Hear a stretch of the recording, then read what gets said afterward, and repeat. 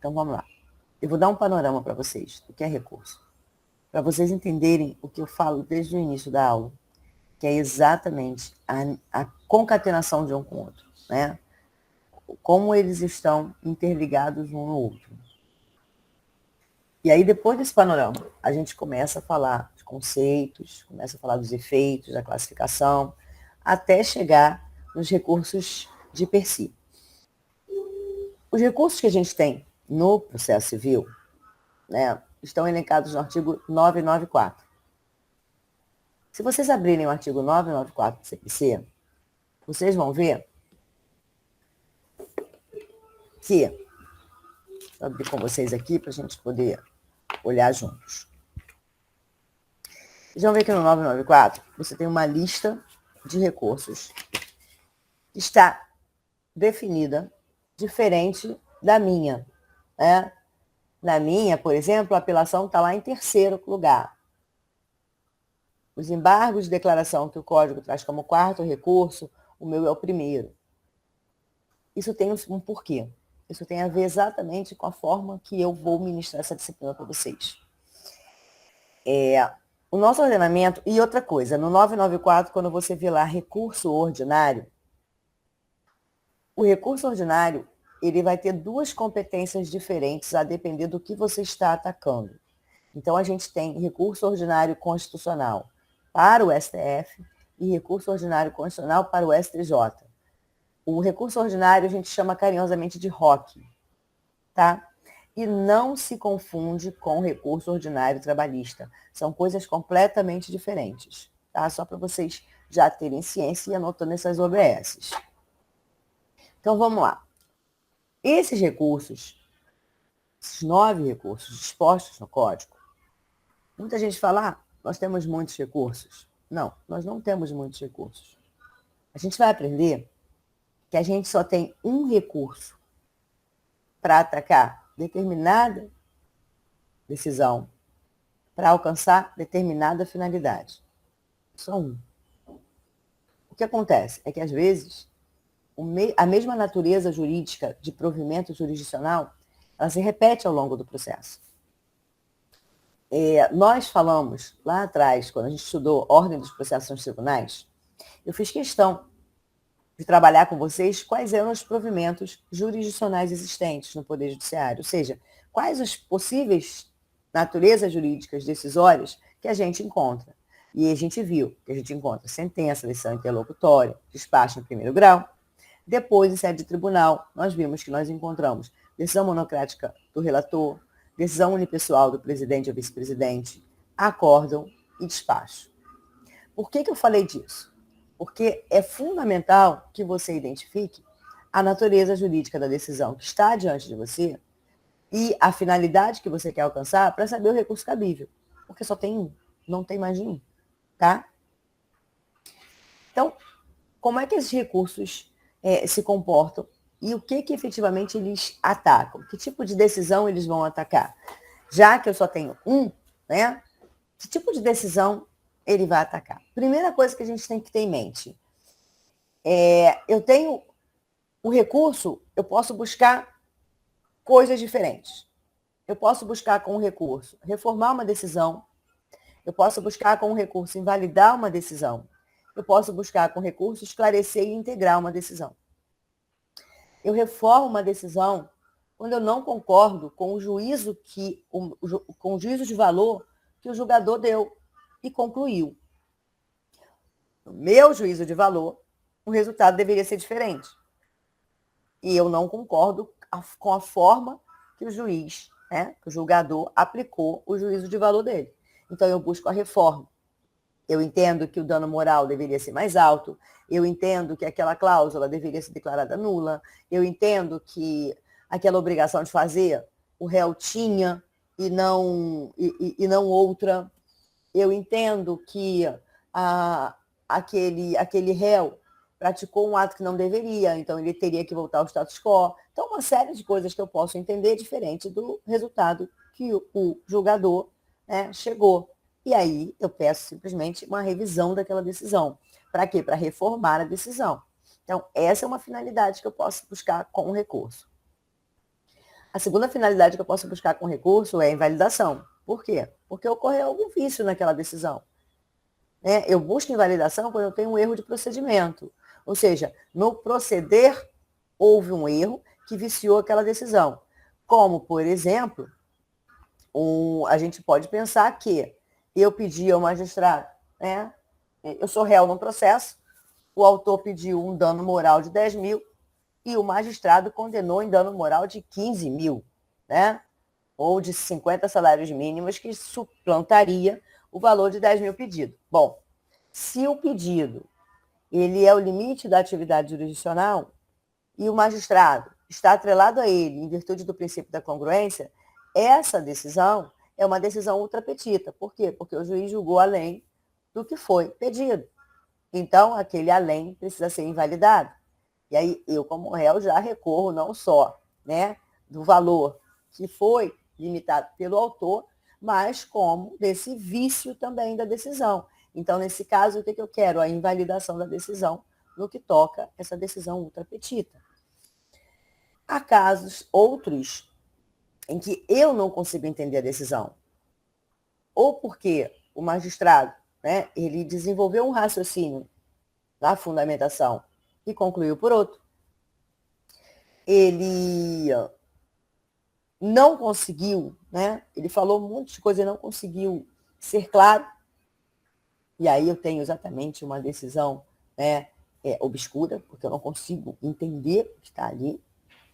Se ele conclui de uma forma e fundamenta de outra, eu tenho uma decisão contraditória, né? Tenho contradição nessa decisão. Ele pode ter deixado de falar, de se pronunciar sobre um determinado pedido, e aí eu tenho uma decisão omissa. Ou mesmo pode ter um erro material naquela decisão. E erro material, ele pode ser corrigido tanto de ofício como a partir do recurso. Então, a partir dessas finalidades, eu vou saber qual recurso usar. E de cara, só tenho um único recurso que busca esclarecimento, né? Esclarecimento de uma omissão, esclarecimento de uma obscuridade, esclarecimento de um erro material, esclarecimento de uma contradição. Só um recurso faz isso. E esse recurso são os embargos de declaração. E por esse motivo, como vocês podem ver no quadro, os embargos de declaração, ele cabe em qualquer decisão. Por que ele cabe em qualquer decisão? Porque qualquer decisão que não seja clara, qualquer decisão que tenha uma omissão, qualquer decisão que tenha uma obscuridade, qualquer decisão que tenha uma contrariedade, ou qualquer decisão que tenha um erro material, ela precisa ser esclarecida, porque ela não se torna clara. E se eu não tenho uma decisão clara, eu não tenho nem como buscar reforma ou invalidação dessa decisão. Tá? Então, por esse motivo, os embargos de declaração é um recurso que cabe diante de qualquer decisão, porque a finalidade dele é sempre de esclarecer. E, consequentemente, aquele esclarecimento acarreta a integração na decisão. Então, eu tenho aqui a decisão X, não entendi, tem algum vício aqui de contradição, obscuridade, omissão ou erro material, e eu peço ao magistrado para esclarecer. Quando ele esclarece, esse esclarecimento passa a fazer parte integrante daquela decisão. Então, ele integra a decisão. Tá? Então, o primeiro recurso que supostamente pode ocorrer dentro de um processo são os embargos de declaração. Porque a primeira coisa que eu tenho, quando eu olho uma decisão, é que entender essa decisão. Se eu não entendo essa decisão, significa dizer, que eu preciso fazer com que essa decisão se torne clara. E para se tornar clara, eu tenho que utilizar o quê? Os embargos de declaração. Então, esse é o primeiro recurso que a gente tem no ordenamento processual.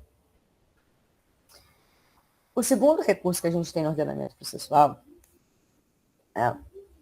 que é provável que aconteça no processo, são os agravos na espécie agravo de instrumento. E aí, perceba, se os embargos de declaração é o único recurso que busca esclarecimento, os demais buscam o quê? Reforma ou invalidação. E é o que exatamente eu vou buscar com o agravo de instrumento. Ou a reforma de uma decisão, ou a invalidação. Mas de qual decisão? De decisões interlocutórias. Mas todas as decisões interlocutórias depende. Se eu estiver em processo de conhecimento, apenas as decisões interlocutórias que estão descritas no artigo 1015, porque o rol é taxativo. Tá? Se eu estou num processo de conhecimento, a decisão interlocutória que vai ser atacada pelo agravo de instrumento são apenas aquelas que estão elencadas no rol do 1015. As outras, professora, as outras, elas só vão ser atacadas no futuro. Por quê? Porque eu só vou poder discutir essas decisões interlocutórias não agraváveis em sede de preliminar de apelação. Mas não vamos falar de apelação agora, vamos continuar falando de agravo de instrumento. O agravo de instrumento, ele vai atacar decisões interlocutórias, né? Se for um processo de conhecimento, daquelas decisões interlocutórias que estão descritas no artigo 1015. E se for um processo de execução, se for liquidação de sentença, se for cumprimento de sentença, aí ele vai caber das decisões interlocutórias. Então a gente já percebe que, se eu estiver diante de decisão interlocutória, e eu quero buscar, a reforma ou a invalidação dela, o recurso cabível vai ser o agravo de instrumento. Desde que eu encontre aquele teor daquela decisão dentro do artigo 1015, tá? Em outros processos de conhecimento, em outros processos, processo de execução, cumprimento de sentença, todas as decisões interlocutórias cabem em agravo de instrumento. Mas, professora, e se eu tiver uma decisão que, se eu esperar para recorrer no futuro, não vai fazer o menor sentido mais? E aí, exatamente por conta disso, a gente tem um precedente vinculante do STJ. Porque a questão das decisões interlocutórias agraváveis no processo de conhecimento estarem delimitadas no artigo 1015, isso gerou muita confusão. Isso chegou no STJ e, em recurso especial repetitivo, a decisão dele cria o quê? A gente já viu isso. Cria precedente vinculante. E aí, em sede de recurso especial repetitivo, o STJ fixou a tese, consequentemente, o precedente vinculante, de que, se a parte demonstrar a urgência com risco de inutilidade do recurso futuro, essa taxatividade do rol do 1015 é mitigada. E aí vai caber agravo de instrumento. Então, perceba que o agravo de instrumento ele é cabível de decisões interlocutórias que estão descritas no artigo 1015 e, vírgula, contra aquelas que, podem anotar aí, por favor, do lado onde está 1015, e, vírgula, contra aquelas que, ausentes do rol do artigo, denotam urgência diante da inutilidade de recurso futuro. Você recorre de uma decisão interlocutória, né? Você recorre no ato daquele momento e vai para o tribunal naquele momento. O que eu estou falando é o seguinte, você tem várias hipóteses de cabimento de decisão interlocutória. Por exemplo, decisão interlocutória que decide tutela provisória. Cabe agravo de instrumento. Se você não recorrer no prazo, precluiu. Você não vai poder recorrer mais daquela decisão. Tá? Porque aquela decisão foi preferida, cabia agravo de instrumento, que está lá no rol do 1015, e você não atacou, então precluiu. Significa que você aceitou. Digamos que, porque a tutela provisória está lá no rol do 1015. Só que não é a tutela provisória. Ah, tá. Pensa nisso também de tutela? Pois é. A tutela está lá no 1015. Só que, digamos que não seja tutela provisória, que o magistrado decida uma relação de conexão entre processos. Conexão entre processos é uma decisão interlocutória. Só que não está no rol do 1015. E você está no processo de conhecimento. E aí, Não cabe agravo de instrumento, porque não está no rol do 1015. Só que, se aqueles processos não forem conexos, de nada vai adiantar você discutir essa conexão depois que eu tiver uma sentença, quando eu for apelar. Por quê? Porque discutir o recurso lá na frente vai ser inútil, porque o problema está acontecendo agora. E aí você mostra que acabou gerando uma urgência, porque se você não recorrer de imediato, não vai adiantar você recorrer no futuro, porque você não vai ter como voltar ao status quo do que você precisa, por alguma situação casuística que é ali daquele caso. O que você faz? Você demonstra essa urgência. E aí você vai se utilizar do precedente vinculante para dizer, olha, essa decisão vai caber o agravo de instrumento. Por quê? Porque há uma urgência aqui do risco de inutilidade do recurso futuro. Então, nesse caso, de acordo com o precedente vinculante tal, eu afasto a taxatividade do 1015. Essa taxatividade ela se torna mitigada. E aí me autoriza o agravo de instrumento. Recorreu naquele momento, ótimo, vai avaliar. Agora, você não recorreu dessa conexão porque você não conseguia provar a urgência. Você só vai poder discutir essa decisão interlocutória quando você for apelar ou quando você for responder uma apelação. Por quê? Porque, nesse caso, essa decisão interlocutória, ainda a data, né, o prazo para recorrer dela ainda vai começar. Tá? Ficou claro agora? A ideia é essa mesma. Olhou, anotou. Professora, vê se é isso mesmo. Porque, gente, recurso, se você entender um detalhe errado, você vai entender um montão de coisa errada dali para frente. Tá? Não deixa acumular, não. Então, voltando. Então, o agravo de instrumento, no que toca o processo de conhecimento, ele é cabível das decisões interlocutórias constantes no rol do 1015. Se for outro processo, processo de execução, liquidação de sentença, cumprimento de sentença, o agravo de instrumento vai caber em todas as decisões interlocutórias. Essa delimitação do 1015 só é válida no processo de conhecimento, tá ok? E aí, além desse rol do 1015, esse rol do 1015 é taxativo? Sim, mas essa taxatividade é mitigada por ocasião, né, pela existência de urgência, com o risco de inutilidade do recurso futuro. Se o recurso futuro não vai alcançar o que é útil agora, eu preciso de um recurso imediato.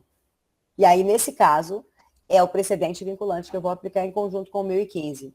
Por quê? Porque o precedente vinculante ele mitiga esse rol e aí, efetivamente, você vai poder agravar de instrumento, né, diante daquela decisão. Ok? Ótimo. Então, se a gente viu que o agravo de instrumento ataca algumas decisões interlocutórias no processo de conhecimento, e as outras? Quando é que vão ser atacadas? As outras vão ser atacadas por apelação. Na verdade, não é nem por apelação em si. Ela vai ser, na ocasião de você apelar, a apelação é um recurso, via de regra, que vai atacar a sentença. Tá? Então, eu tenho uma sentença proferida e perceba, né? O processo está andando, e aí eu tenho decisões interlocutórias no curso do procedimento, e, quando fim da fase cognitiva, eu tenho a prolação da sentença pelo juiz de primeiro grau. Quando esse juiz de primeiro grau ele prolata a sentença, dessa sentença, se eu estiver num processo de conhecimento, né, ou via de regra, em todos os processos, eu vou ter o cabimento da apelação para atacar essa sentença. Tá? Por que eu falo via de regra? Porque eu tenho outras situações que o recurso cabível contra a sentença não será apelação. E aí, eu apelei. No momento que eu preparo a minha apelação para atacar a sentença, é nesse momento que eu vou ter, é aí que começa também o prazo, para eu impugnar as outras decisões interlocutórias não agraváveis. E como é que eu faço? Gente, a apelação, ela ataca sentença. Perfeito. Está lá, ataca sentença. Só que, antes de eu entrar nas razões da minha apelação, ou seja, nos motivos que está me fazendo apelar daquela sentença, antes eu vou escrever na peça, né, sobre as preliminares. E essas preliminares serão também as decisões interlocutórias não agraváveis. Por que serão também? Porque pode ser que você esteja arguindo alguma outra preliminar que você identificou, né, depois da sentença, coisa do gênero, preliminar de defesa processual, por exemplo. Vai que, de repente, você ali identifique uma decadência a partir da sentença em si, você nem falou daquilo, ou você só olhe, né, identifique a necessidade de produção de novos fatos, você vai trazer, para a gente estudar a apelação, a gente vai ver isso pormenorizado.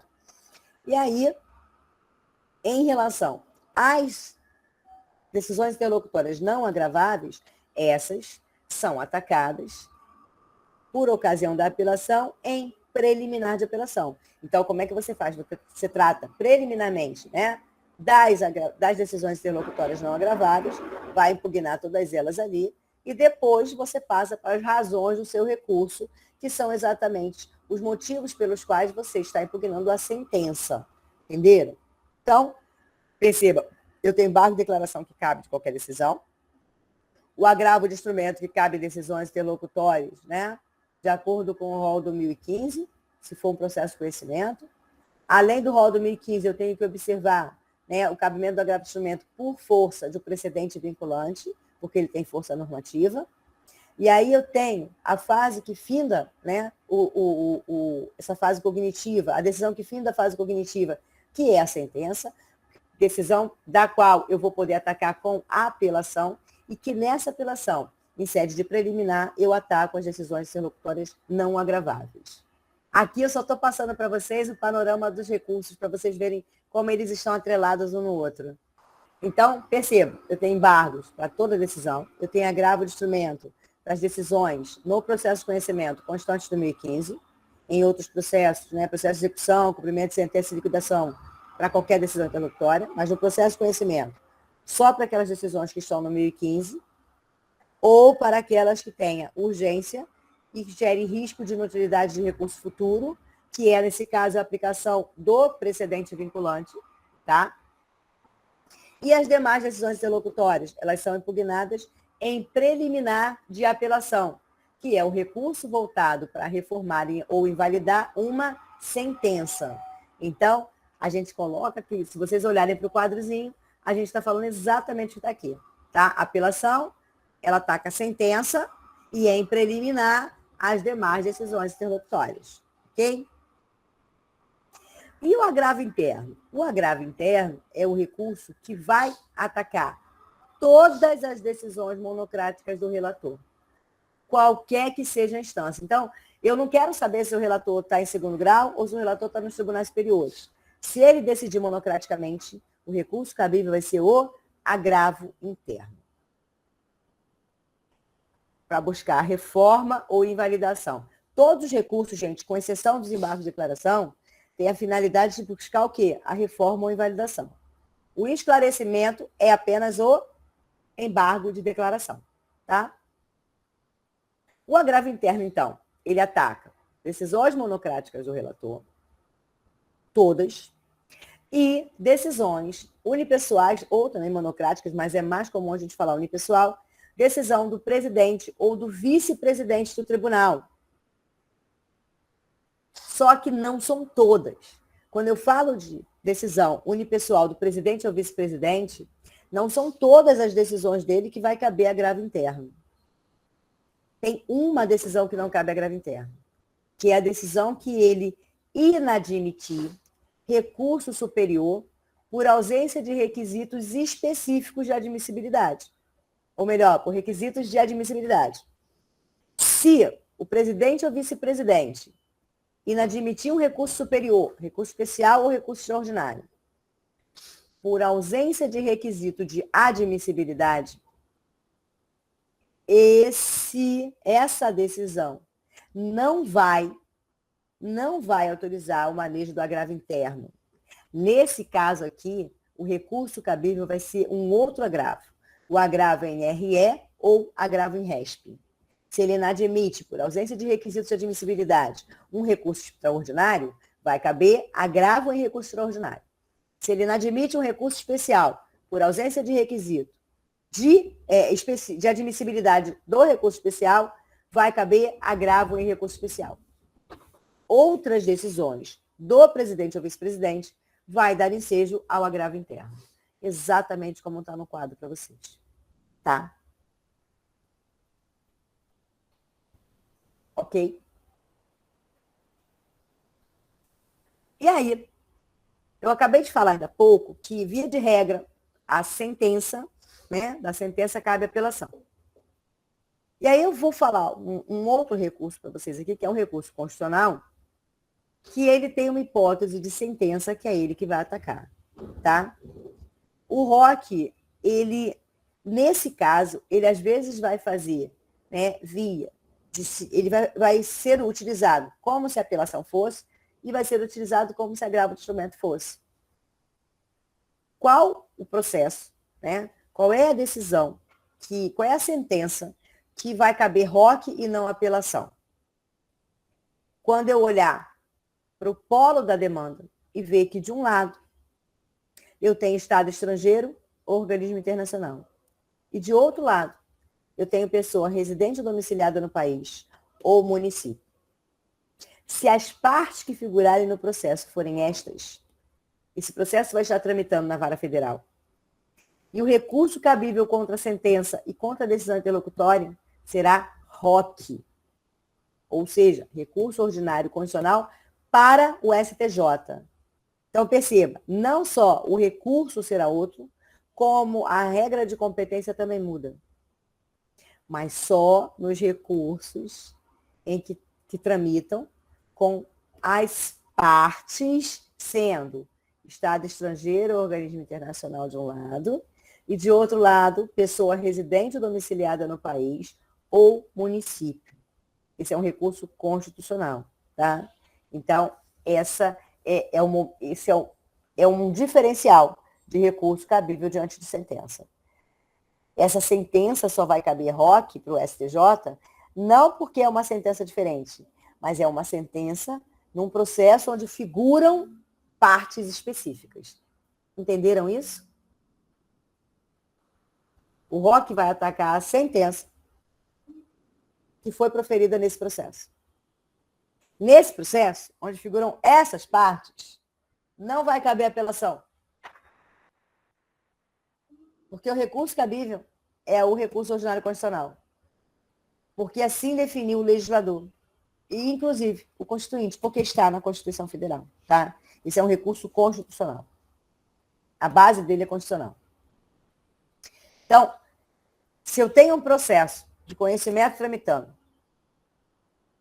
em que essas partes figurem no polo, tanto as decisões interlocutórias quanto a sentença não vai ser atacada por agravo de instrumento nem por apelação. Porque o recurso cabível nesse caso vai ser o ROC para o STJ. Entenderam aqui? Então, o ROC é um recurso que vai atacar a sentença, sim. Vai atacar a decisão interlocutória, sim. Mas perceba que é uma situação muito específica. Nesse caso, não se aplica a apelação, e sim ROC. Mas é interessante por quê? Porque, apesar de ser ROC, toda a estrutura vai ser da apelação. Toda a estrutura vai ser do agravo de instrumento. As mesmas regras que a gente tem no agravo de instrumento e na apelação, vai ser a estrutura que eu vou usar para o ROC. Entendeu? Então, eu vou utilizar, se for o caso de decisões interlocutórias, não agraváveis, nesse caso, no ROC, eu vou trazer em preliminar as decisões interlocutórias não agraváveis. Mesmas coisas. A estrutura toda, quando eu uso o ROC como se fosse apelação ou como se fosse agravo de instrumento, vai estar na estrutura dos dois. Por isso que é um recurso que eu vou trabalhar com vocês logo depois da apelação. Porque está tudo fresquinho e fica mais fácil de entender. Tá? Só que o ROC não cabe só nisso. Essa é uma das hipóteses de cabimento do ROC. O ROC é um recurso voltado para remédios constitucionais. Na verdade, o ROC é um recurso desenhado, né? Essa é a maior hipótese de cabimento do ROC. A sentença e a decisão interlocutória é uma exceção, é um caso à parte, por conta do Estado estrangeiro ou organismo internacional. Mas o ROC, ele é voltado para atacar decisões denegatórias, decisões que negam, né? a concessão definida por aquele remédio constitucional. E aí a gente tem remédios constitucionais, que são originários, né? Em tribunais superiores, e temos remédios constitucionais que você busca originariamente em segundo grau de jurisdição. Existem aqueles que você também, né, impetra em primeiro grau. Esses não me interessam agora. Quando eu falo de ROC, o que me interessa são aqueles remédios constitucionais que originariamente, né, a competência originária é em sede de tribunal. Porque nesses casos, se a ordem, né, for negada àquele remédio, vai dar ensejo ao ROC. E aí, quando que eu vou ter ROC para o STJ e quando que eu vou ter ROC para o STF? É simples. Eu só vou ter ROC para o STF se a decisão denegatória daquele remédio constitucional tiver sido proferida em tribunais superiores, porque eram os tribunais superiores que tinham competência originária. Então, se for impetrado, e aqui é impetrado mesmo porque é um remédio constitucional, se for impetrado um mandado de segurança, um habeas corpus, um mandado de junção ou um habeas data em tribunais superiores, a decisão, o acórdão que negou essa concessão, essa segurança, ou que negou o HC, ou que negou o mandado de junção, ou que negou o habeas data, se o Tribunal Superior de competência originária negar um desses remédios constitucionais, o recurso cabível contra esse acórdão é o ROC para o STF. Agora, se a negativa ao remédio constitucional se deu em tribunais de segundo grau, TJ ou TRF, detalhe, desde que eles tenham competência originária, tá? Então, a competência, na hora que eu vou impetrar o mandado de segurança ou vou impetrar o habeas corpus, a competência originária é em segundo grau de jurisdição. Se é em segundo grau de jurisdição e eles negarem negarem esse remédio constitucional, vai caber ROC para o STJ, tá? Então, eu tenho ROC para o STJ e para o STF. O ROC para o STF só é cabível de decisões denegatórias em remédios constitucionais impetrados em tribunais superiores, cuja competência é originária. Se não for em tribunais superiores, se a competência é originária, se ele não foi inaugurado nos tribunais superiores, aí eu estou em tribunal de segundo grau. Se a competência originária for do tribunal de segundo grau, tanto faz se é Tribunal de Justiça ou Tribunal Regional Federal, e o meu remédio for negado, né, denegatória a decisão dos remédios constitucionais, eu vou ter o cabimento do ROC para o STJ. Perceba que é específico para uma situação. Decisão é específica aqui para caber ROC, como a decisão específica para caber agravo interno, como a decisão específica para caber agravo instrumento e assim sucessivamente. Tá? Então, o que o ROC ataca? Acórdão proferido em remédios constitucionais. Né? Para o STF, se esses remédios constitucionais forem de tribunais superiores, e para o STJ, se os remédios constitucionais forem interpostos, impetrados originariamente em tribunais de segundo grau. Ok? E qual outro recurso que a gente tem? Bom, a gente chega ao segundo grau com a apelação, com agravo de instrumento, com agravo interno, e a gente tem um acordo de decisão, que é a decisão colegiada do tribunal. Daí para frente, eu só tenho como ir para tribunais superiores. Só que os tribunais superiores não é um órgão de revisão. Nem tudo chega nele. Né? Por quê? Porque, na verdade, o STF é guardião da Constituição. O STJ é guardião das normas infraconstitucionais federais. Tá? Eles não têm só a função de julgar o recurso superior, recurso extraordinário e recurso especial. Eles têm outras funções, como a gente viu o ROC. Né? Quando o ROC sobe, eles vão fazer juízo de valor, eles vão analisar fatos. Entre aspas, porque o mandado de segurança é um remédio constitucional que ele avalia, muito mais a questão da... Ai, gente, fugiu a palavra. Da autoridade coatora, né? O que está privando o direito ao líquido certo. Então, ele vai analisar exatamente essa questão. né? O ROC para o STJ, por exemplo, vai analisar fatos quando ele fizer vias de apelação. Mas, quando eu falo de recurso especial e recurso extraordinário, eles não vão fazer essa análise. A análise ali é só se há violação a normas constitucionais ou se há violação às normas infraconstitucionais federais. E o que eles atacam? Eles atacam o acórdão proferido em apelação, ou o acórdão proferido num agravo de instrumento, ou um acórdão proferido, né, num agravo interno, que também é colegiado. Por quê? Porque tanto o recurso especial quanto o recurso extraordinário, eles só podem serem utilizados diante de um acórdão. Então, perceba que eu já cheguei em segundo grau e tive a decisão colegiada de alguma coisa. Tá? Esses dois recursos, eles atacam acórdão, e o mesmo acórdão, só que com finalidades diferentes. Por isso que eu falei, para cada decisão, de acordo com a finalidade, eu só tenho um recurso. Por quê? Porque o acórdão proferido numa apelação, por exemplo, que é um acórdão de segundo grau, desse acórdão pode dar ensejo a um recurso especial ou a um extraordinário. Depender de quê? Da finalidade. Por quê? Demonstrar que há uma violação à norma infraconstitucional federal, ou que há uma divergência entre os tribunais da federação, que é o chamado de dissídio jurisprudencial. E para eu manejar o recurso extraordinário, eu tenho que demonstrar que há uma violação constitucional. Perceba que o papel de cada recurso é diferente, apesar da decisão ser a mesma. Então, eu estou atacando finalidades diferentes, por isso recursos diferentes. Porque cada recurso, ele é voltado para uma finalidade específica. Tá? E, por fim, a gente tem os embargos de divergência.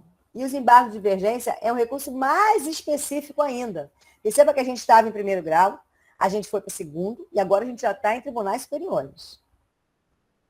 Os embargos de divergência é um recurso que só vai atacar o acórdão que decidir o recurso especial ou que decidir o recurso extraordinário. Cada um lá no seu órgão competente. Então, se o STJ, ao julgar o meu recurso especial, né, eu identificar que dentro do STJ, um outro órgão ali dentro, ele diverge daquele entendimento, né? Depois que ele decide, eu tenho o acordo da decisão do meu recurso especial. E aí, quando eu vejo a minha decisão, eu falo, nossa, mas a primeira sessão julgou na semana retrasada de forma diferente. Eu tenho uma divergência ali de entendimento interno. E aí, nesse caso, eu vou me utilizar dos embargos de divergência, para que o STF defina qual o entendimento deve prevalecer ali. Porque eu não posso ter, né? Ele é guardião das normas infraconstitucionais e eu não posso ter interpretação diferente dentro do mesmo órgão. Então, os embargos de divergência, gente, ele só pode ser manejado diante de acórdão que decidiu o próprio recurso especial. Mesma coisa no STF. Se a primeira turma do STF decide meu recurso extraordinário de um jeito e a segunda turma tem uma posição diferente, eu posso manejar, atacar o acórdão do meu recurso extraordinário, né, com o embargo de divergência. Para discutir o quê? Discutir exatamente a divergência interna existente naquele tribunal. Então, vocês conseguem perceber como um recurso está interligado no outro e muitas das vezes, para usar um recurso, eu dependo de outro. Eu não tenho como usar o recurso especial extraordinário sem que haja um recurso em segundo grau e que tenha uma decisão colegiada. Eles estão todos eles concatenados. Conseguiram perceber isso como um desenvolvimento gradativo dentro do processo? Então, esse quadro aqui vai auxiliar bastante vocês, tá? Vocês podem ir até alimentando ele ao longo das aulas. A partir daqui, vocês têm como fazer vários mapas mentais, tá? E aí, agora, a gente começa a falar efetivamente da teoria geral dos recursos. O conceito, classificação, princípios, mas isso daqui a 10 minutinhos que eu vou dar um break para a gente poder assentar, para vocês assentarem essas informações na cabeça e a gente poder dar continuidade. Tá joia?